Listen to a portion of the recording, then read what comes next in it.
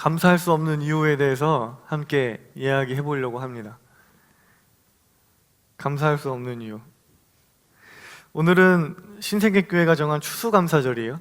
우리 교단이나 교회의 교회력에 따른 추수감사절은 다른 날인데 우리는 교회 사정에 맞게 이번 11월 첫째 주를 추수감사절로 드리고 있습니다. 추수감사절이 어떻게 시작되었는지 혹시 그 유래를 아시나요? 여러분들 굉장히 많이 들었을 텐데 매년 추수감사절마다 그 유래를 다음 세대 교회 학교에서부터 꾸준히 들었을 텐데 기억나시나요? 기억이 안 나실 거예요.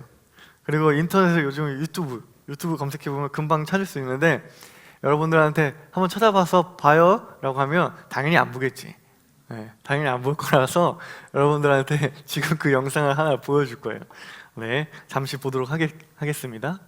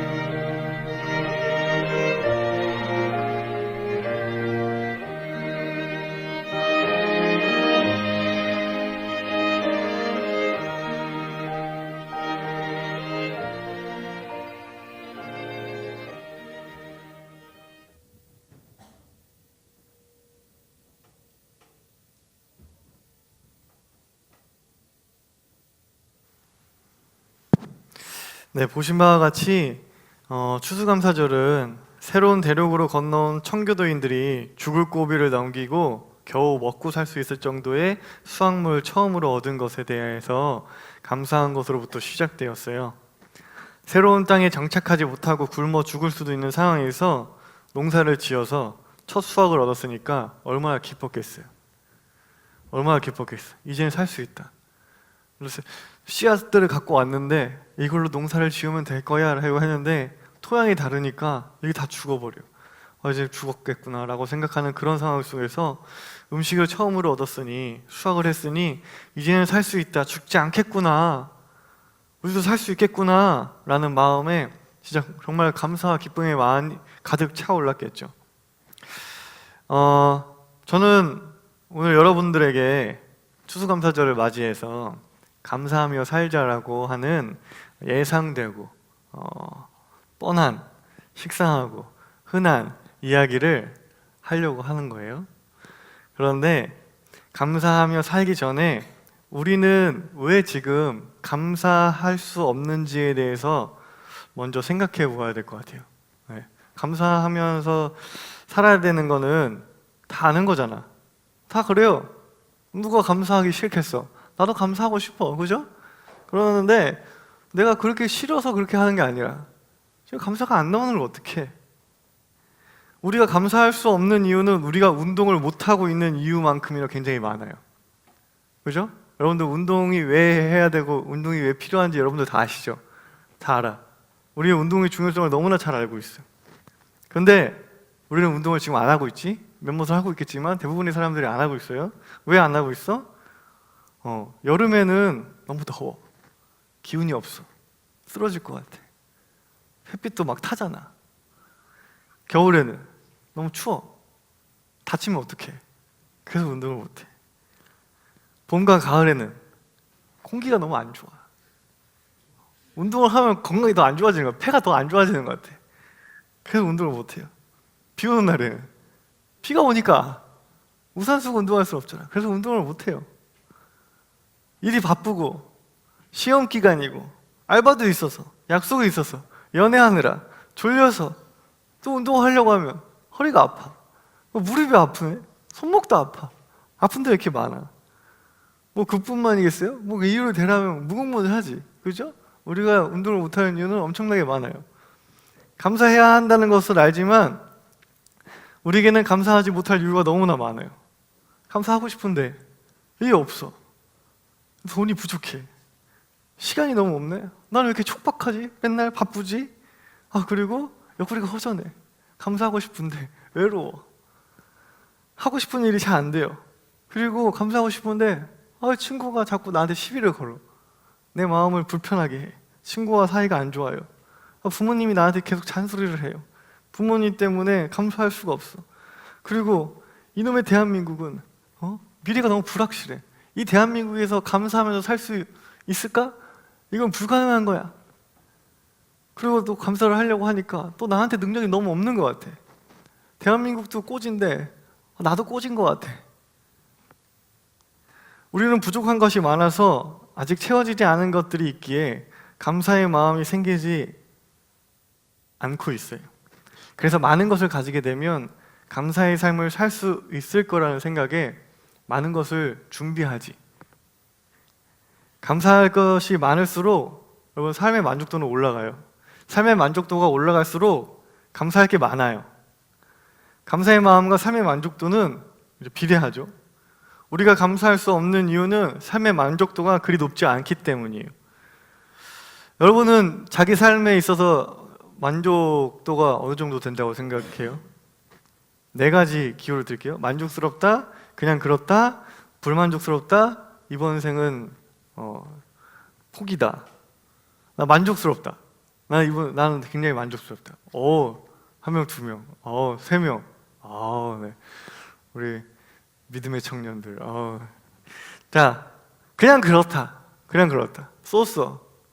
소스 엄청 많아. 소스 많아. 손 내려주고. 불만족스럽다. 불만족스럽다.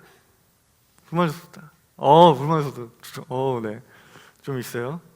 자, 기도 들어가. 어디 오이코스야? 더 열심히 기도해. 알지? 이번 생은 나가리입니다. 자,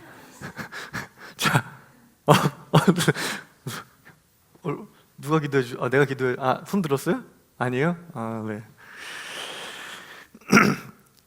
저는 지금 여러분에게 작은 것에도 감사해. 이미 가진 것에 감사해. 라는 말을 하려고 하는 게 아니에요. 물론 작은 것에 감사해야지. 이미 가진 것에 만족하고 감사하는 삶의 태도는 필요해요. 그런데 그 전에 선행되어져야 되는 게 있어요. 그 전에 선행되어져야 하는 것이 있어요.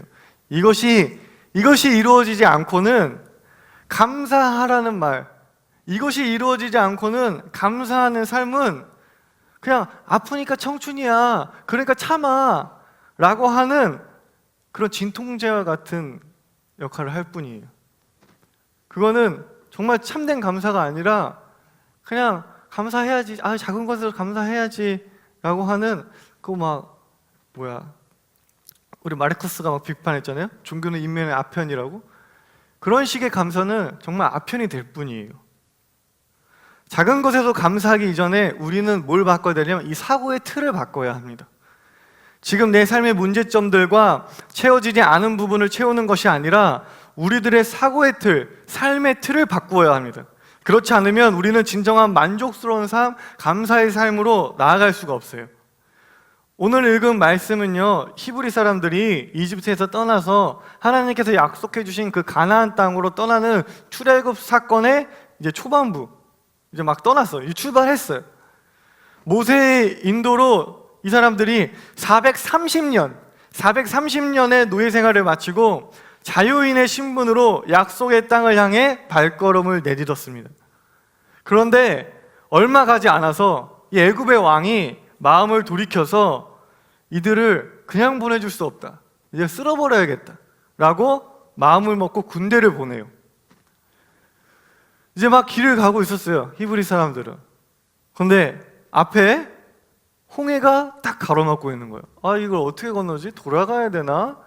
어떻게 가야 되지? 고민을 하고 있는데 갑자기 뒤에서 그 이집트의 군대가 자기들을 죽이려고 눈이 시뻘개져서 칼을 들고 막 병거를 타고 쫓아오고 있는 거예요. 앞에는 바다, 뒤에는 애굽의 군인들.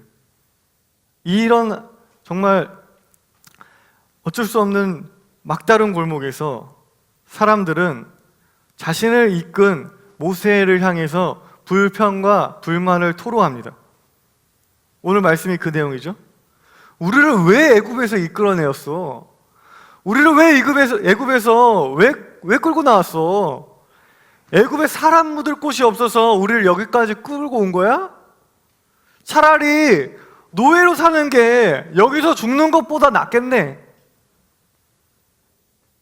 이제 곧 죽게 생겼으니까 무슨 말을 못 하겠어요. 여기는 지금 욕설이 거의 없는데 엄청 욕했겠지, 모세한테. 막 쌍욕을 했겠죠. 궁지에 몰리니까 마음속에 있던 말들이, 자기 본성이 막 모두 튀어나왔을 거예요. 진짜 자신의 모습을 드러냈을 거예요.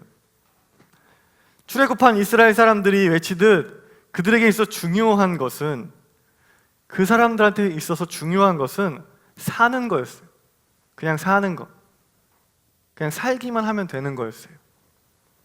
노예로 살던 종으로 살던 그냥 사는 것이 중요한 거였어요. 살기 가장 쉬운 방법, 먹고 살기 가장 편한 방법이 그들에게 있어서는 가장 중요한 것이었던 거야. 그래서 그 사람들은 모세에게 외친 거예요. 그냥 노예로 살기 냅두지, 왜 나를 끌고 나왔어요? 왜 나를 끌고 나와서 여기서 죽게 만들어요? 라고 얘기한 거예요. 고된 노동을 하고 채찍을 맞고 사람 취급도 못 받고 자기 주인한테 죽임을 당해도, 내 자식이 누가 애국 사람한테 죽임을 당해도 어디다 하소연도 못하고 언제 죽임을 당할지 모르는 그러한 삶, 그러한 삶을 산다고 해도 먹고 살 수 있으면 괜찮다는 생각, 그러한 사고의 틀, 그러한 삶의 양식이 지금 앞에는 홍해, 뒤에는 군대가 쫓아오는 절박한 상황에서 드러나는 거예요. 여러분, 우리가 이러한 사고의 틀에 머물러 있다면, 이러한 삶의 양식에 머물러 있다면 우리는 삶 속에서 참된 구원을 맛볼 수가 없습니다. 구원을 꿈꾸지 않는 이의 감사는, 구원받지 않고 그저 감사는 그냥 진통제일 뿐이에요.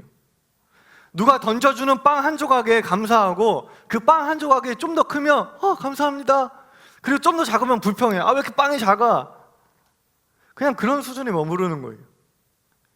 하나님은 우리를 결코 그런 수준에 내버려 두지 않으십니다. 하나님은 빵의 크기에 좌지우지되는 우리를 이끌어내셔서 우리 손으로 땀 흘려서 빵을 빚게 만드시는 분이에요. 하나님은 이스라엘을 구원하셨어요. 하나님은 그들을 노예됨으로부터, 종살이로부터 해방시키시고 자유인이 되게 하셨어요. 자유인이 뭐예요? 자유인은 나를 괴롭히는 누군가와 싸워서 싸우다 죽을 수는 있어도 누구한테 일방적으로 맞아 죽을 일은 없는 사람이에요. 내가 소득이 좀 적을 수는 있어도 내 것을 착취당하지 않는 사람이에요. 내 거를 목숨 걸고 지킬 수 있는 사람이에요. 그게 자유인이에요. 하나님은 노예된 이들을 해방시켜서 자유인으로 이끄신 거예요. 자유의 땅으로 이끄셨어요. 여러분은 어떤 사람이에요? 여러분들은 어떤 사람이에요? 400년을 넘게 종사를 해도 먹고 살기만 하면 괜찮다고 생각하는 사람이에요? 아니면 나는 하루를 살아도 자유인으로 굶어 죽어도 내가 내 삶을 살겠다고 생각하는 사람이에요? 여러분은 노예가 아닙니다. 여러분은 노예가 아니에요. 하나님은 노예들을 구원하셔서 세상의 주인이 되게 하셨어요. 하나님을 믿고 구원받은 자들은 결코 노예로 살아갈 수가 없습니다. 노예는 나에게 떨어질 빵이 한 조각이냐, 두 조각이냐가 중요해요. 두 조각이면 감사하고 한 조각이면 불평하죠. 기독교 신앙에서 말하는 감사는 그런 게 아닙니다. 신앙 안에 자유를 누리는 사람의 감사는 달라요. 구원받은 사람의 감사는 다릅니다. 하나님이 주신 자유를 누리면서 내 삶을 살아갈 때 진정한 감사의 삶은 시작되는 것입니다. 세상은 여러분들 이제 대학교 졸업하고 지금도 마찬가지예요. 대학교에서도 그리고 취직해서도 세상은 여러분들을 무언가의 노예로 만들려고 무던히 노력할 거예요. 왜냐? 그래야 다루기 쉬우니까. 노예는 다루기 쉽거든요. 돈, 성공, 명예, 안정 등의 노예가 되게 해서 그것들로 여러분들을 다루려고 할 겁니다. 여러분들을 휘두르려고 할 거예요. 하지만 우리는 누구의 노예도 무엇의 노예도 아닙니다. 하물며 우리를 창조하시고 우리를 만드셨어. 만드신 그분도 우리를 노예 삼지 않으세요.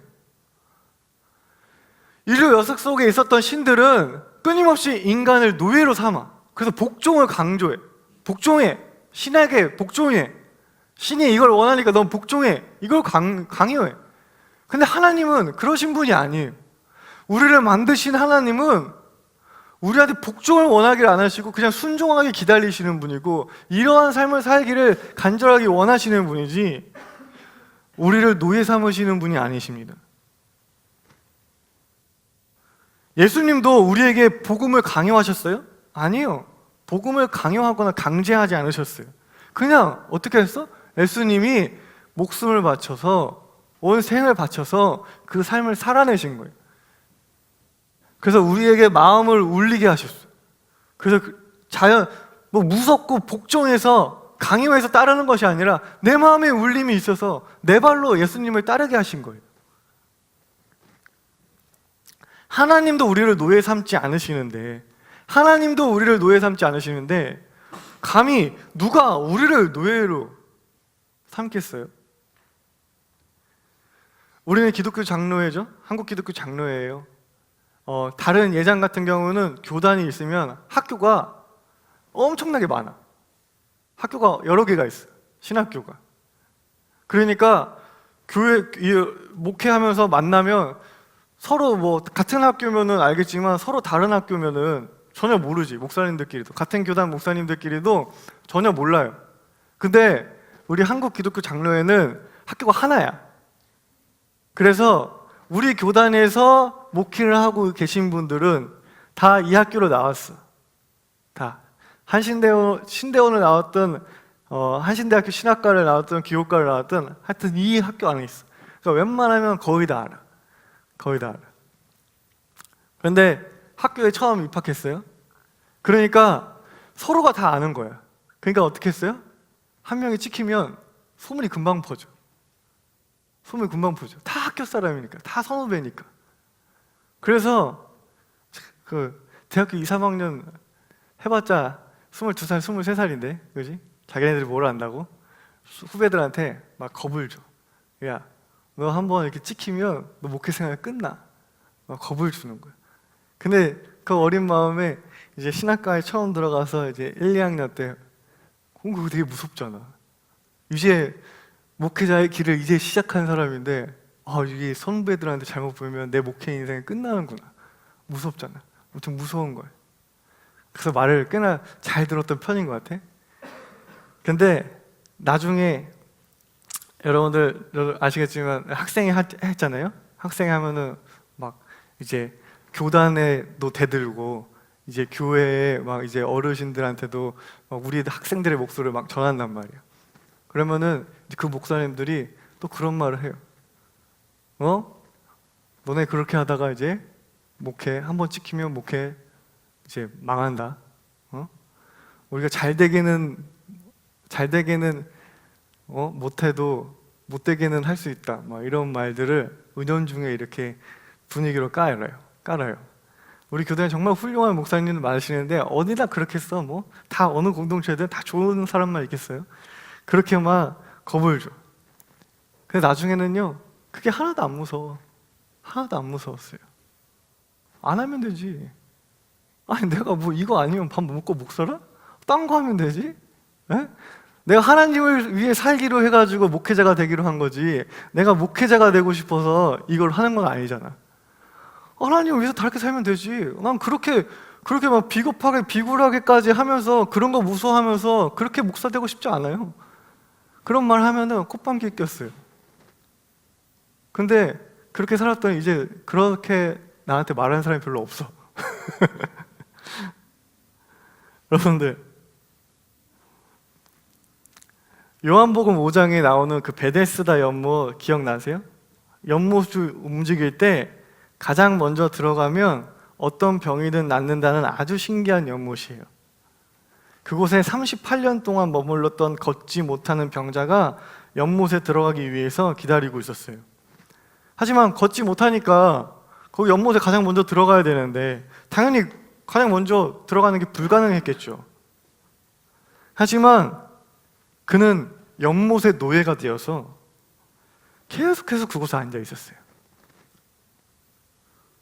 자기는 못 거니까 가장 먼저 들어갈 수 없는데 저기를 들어가면 내가 나을 수 있어 라는 생각에 갇혀서 그 연못의 노예가 되어서 그게 불가능한 건데도 불구하고 그냥 그 연못 주변에 계속 앉아 있었던 거예요.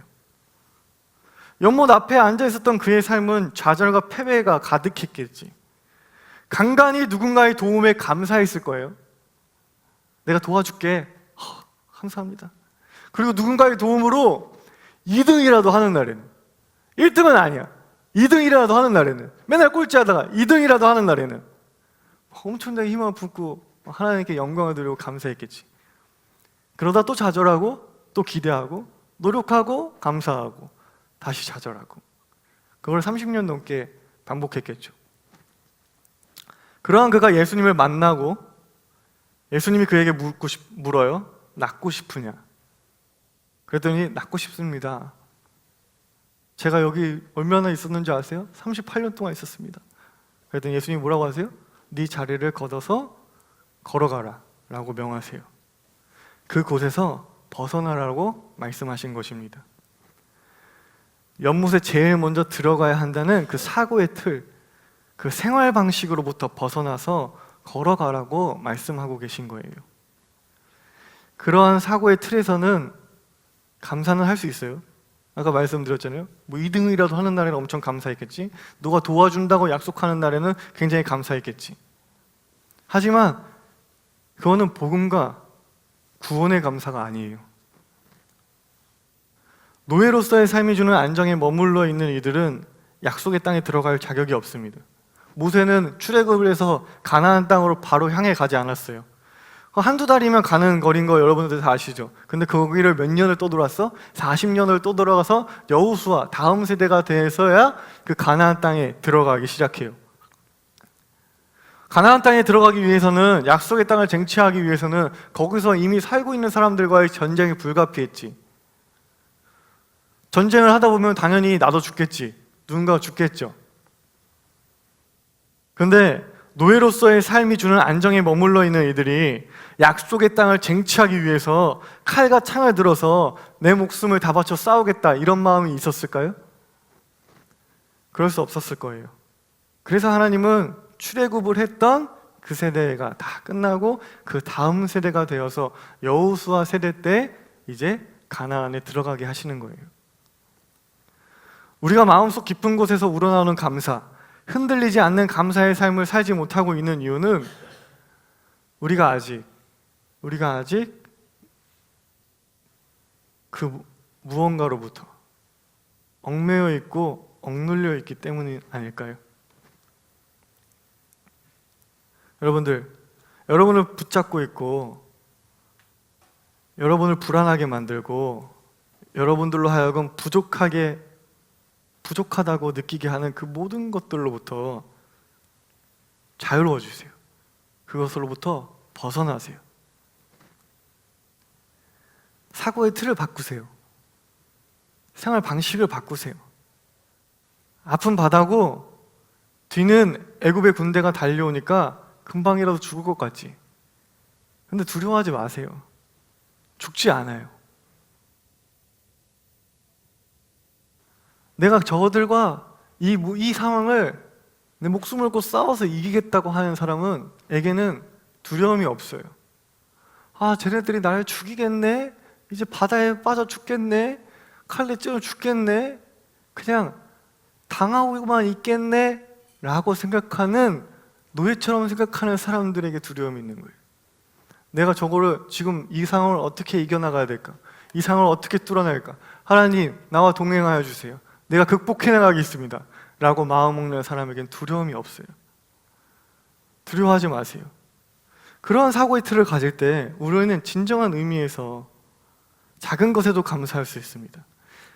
작은 감자 하나에도 내가 땀 흘려 노력한 그 결과물이기 때문에 우리는 감사할 수 있습니다. 우리의 삶의 주인은 하나님이셔요. 근데 하나님께서 그 권리를 여러분들에게 위임하셨어요. 우리는 하나님께서 그 위임하신 나의 권리와 나의 자유를 다른 무엇인가에 결코 빼앗겨서는 안 됩니다. 추수감사절의 유래는 적은 소출임에도 불구하고 새로운 땅을 개척하고 자신들이 직접 땅을 일고 수확한 것에 감사하며 시작되었어요. 그러한 마음이 우리들에게도 임하길 간절히 소망합니다.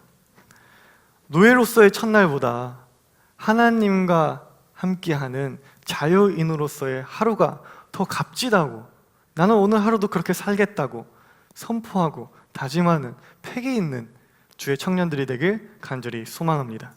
함께 기도하겠습니다.